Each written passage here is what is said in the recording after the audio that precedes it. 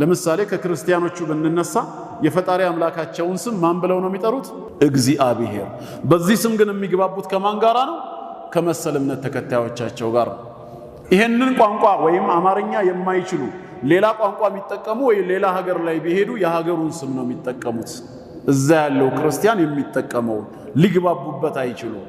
አላህ የሚለው ስም ግን ዓለም ላይ ያለው ሙስሊም ሁሉ በጋራ የሚያመልከውን አምላክ የሚጠራበት የተጸውዖ ስሙ ነው። ሊተረጎምም አይገባም። ያ ማለት ትርጉም የለውም ማለት አይደለም። ተተርጉሞ ትርጉሙ በስሙ ቦታ ላይ ስምን ወክሎ ሊቀመጥ አይችልም። ለምን? ፕሮፐር ኔም ነው። ፕሮፐር ናውን እንዴት ነው የሚተረጎመው? ለምሳሌ አንድ አልማዝ የምትባል ሴት ዲቪ ደርሷት አሜሪካ ብትገባ እዛ ፓስፖርት ቢሰጣት ስሟ አልማዝ ነው ወይስ ዳይመንድ ነው? ዳይመንድ ይሆናል።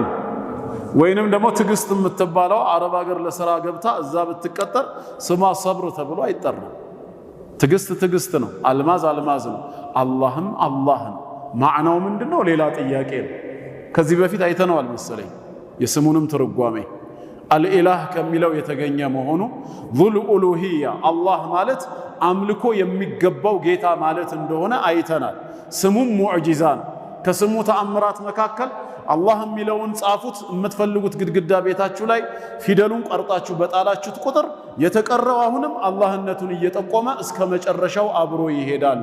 ምክንያቱም አላህ የሚለው የአራት ፊደል ውጤት ነው። አሊፍ ሁለት ላምና ሃ ሰድርያዋ አላሁ የሚለው ይሄንን ከጻፋችሁ በኋላ የመጀመሪያውን አሊፍ ቆርጣችሁ ብታስወግዱት የቀረው ማን ነው?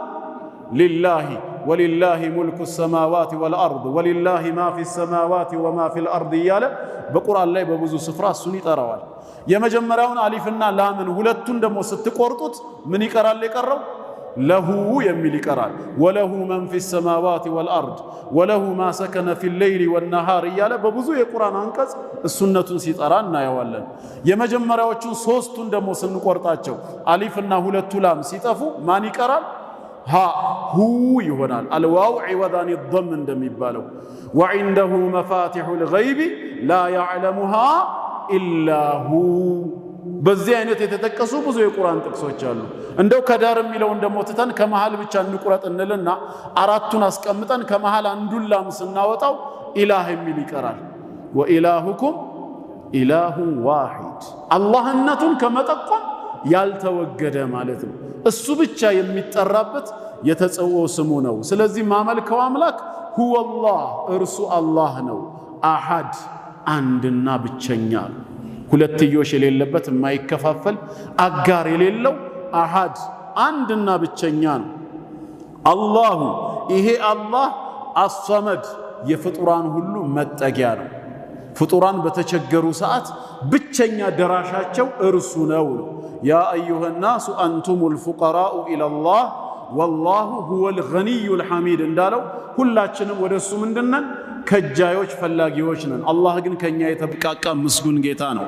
አሰመድ ለፍጡራን ሁሉ ብቸኛ ደራሽ ማለት ነው፣ መጠጊያ ነው። አላህ ለም የሊድ አልወለደም፣ ወለም ዩለድ አልተወለደም። እዚህ ጋም ተጠንቀቁ። ብዙ ጊዜ ምን እንላለን? ለም የሊድ ወለም ዩለድ አይወልድም አይወለድምም እንላለን። በሐሳብ ደረጃ ትክክል ነው፣ በትርጉም ደረጃ ግን ስተት ነው። አይወልድም አይወለድም ሳይሆን አልወለደም አልተወለደም ነው ትክክለኛ ፍቺው። የሊድ ማለት በአረብኛ ቋንቋ ይወልዳል ማለት ነው። የይወልዳል ተቃራኒው ማን ነው? አይወልድም ነበር ተቃራኒው። ላ የሊድ አላለም፣ ለም የሊድ ነው ያለው። ለም የሚለው ሐርፍ ነፍ ሙዳሪዕ ወይም ፊውቸር በሆነ ቴንስ ላይ ሲገባ ማዕናውን ፓስት ያደርገዋል፣ ወደ ማዲ ይቀይረዋል። ስለዚህ ለም የሊድ አይወልድም ሳይሆን አሁን አልወለደም ፊማ መዳ አዘ ፓስት ቴንስ። ወለም ዩለድ ራሱ አልተወለደም። አልወለደም ከተባለ ልጆች የሉትም ማለት ነው። አልተወለደም ከተባለ ደግሞ ምን የለውም? ወላጆች የሉትም ነው። ወደፊት እስጣራ ይወልዳል የሚለውን አያሲዘንም ወይ እንዳይባል ወለም የኩን ለሁ ኩፉወን አሐድ ለእርሱ የሚሆን አንድም ብጤ የለውም ማለት ነው።